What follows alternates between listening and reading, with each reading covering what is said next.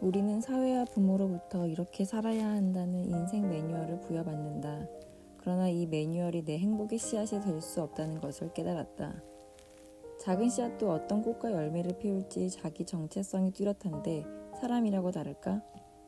나는 우리 각자는 누구와도 겹치지 않는 고유한 본성을 가지고 있다고 믿었고, 내가 어떤 사람인지 알아가는 시도가 가장 내가 행복해질 수 있는 유일한 방법이라고 생각했다.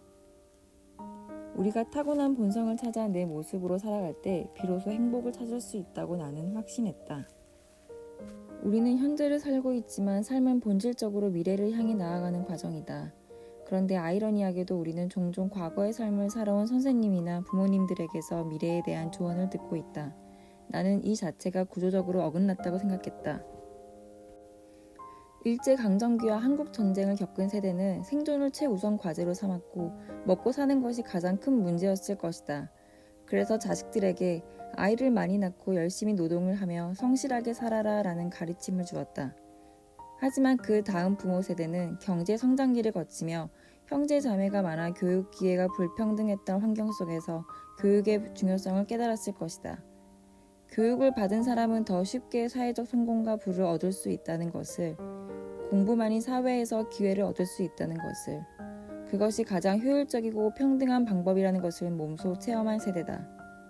그래서 우리 부모 세대는 우리에게 교육과 대학 진학을 최우선 목표로 삼고 그 가치를 주입해왔다. 그 우리가 70에서 90년대생들이다. 하지만 우리는 경제적 안정이 어느 정도 보장된 시대에 살아왔다.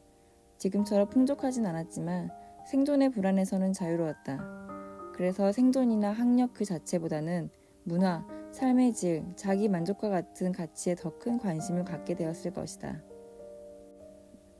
그런데 부모 세대는 자신의 경험과 두려움에서 출발한 조언을 여전히 기준으로 삼아 우리 세대에게 권고한다. 결과적으로 빠르게 변화하는 사회 경제적 환경 속에서 이러한 세대 간 관념의 충돌은 피할 수 없는 문제가 되었고, 이것은 시대가 변하더라도 부모와 자식이 가진 인간의 구조의 한계이기 때문에 깨닫지 못한다면 어쩌면 영원히 해결되지 않는 문제가 될 수도 있다. 결국 각 시대에 성공하는 사람은 단순히 윗세대의 두려움과 경험에만 의존하지 않고 이를 참고하며 현 시대에 맞는 새로운 마인드를 형성한 사람들이다. 세상이 급격히 변하는 만큼 과거의 경험과 조언을 그대로 미래에 적용하는 것은 불가능하며 이를 받아들이는 우리의 태도 또한 유연해야 한다. 세대 간의 이해는 우리가 어떤 시대적 배경을 가지고 있는지, 그리고 어떻게 서로 다름을 존중하며 새로운 길을 열어갈지에 달려있다. 옷이 불편하다면 첫 단추를 제대로 끼웠는지 확인해 봐야 한다.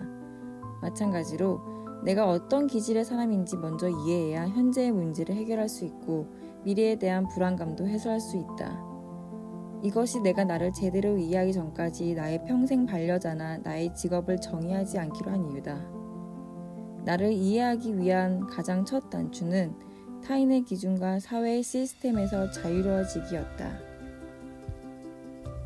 그러면 나는 왜 결혼을 미루었을까?